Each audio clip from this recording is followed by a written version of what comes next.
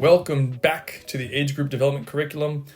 And in this video, what I'm going to talk about is the player position and rotation policy that I think is very important for developing players in the long run versus being concerned about winning in the short run.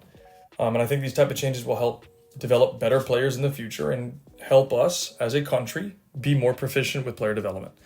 So you're going to see here, right side, we have the table again.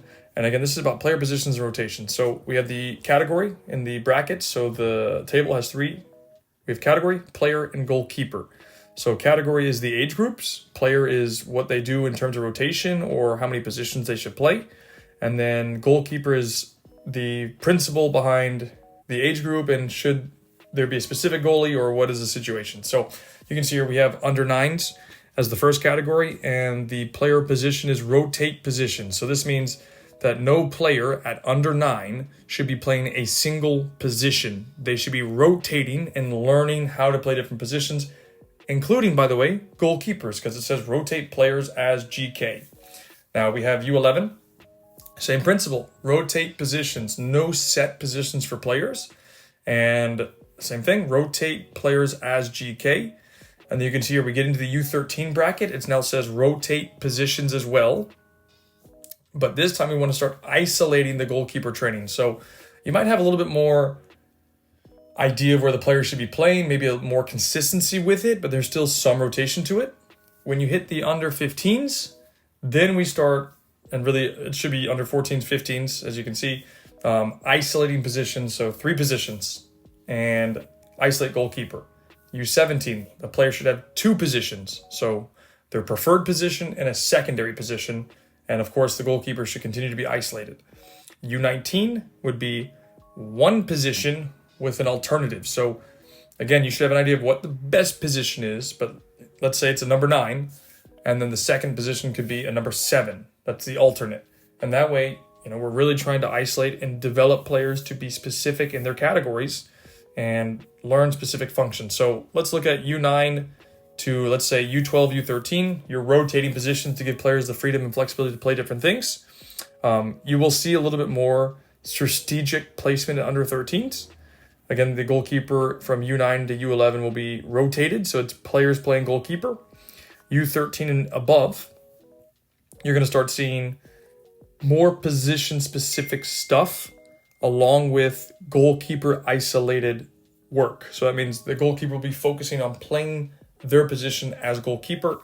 And you got to remember, this is a long-term development play, not worrying about just winning a game every single weekend. It's how can we develop better players to have more intelligence, more awareness, more ability, more potential to solve problems that they're going to find on the field. And it's through experience playing different positions, including goalkeeper, especially from the youngest ages. And the table is just the summary of the number of positions that a player should play by respective age. And this is what we try and follow. Obviously, in this country, it's much harder because parents want to win. They're paying to see their child win. They're not paying to see their child lose.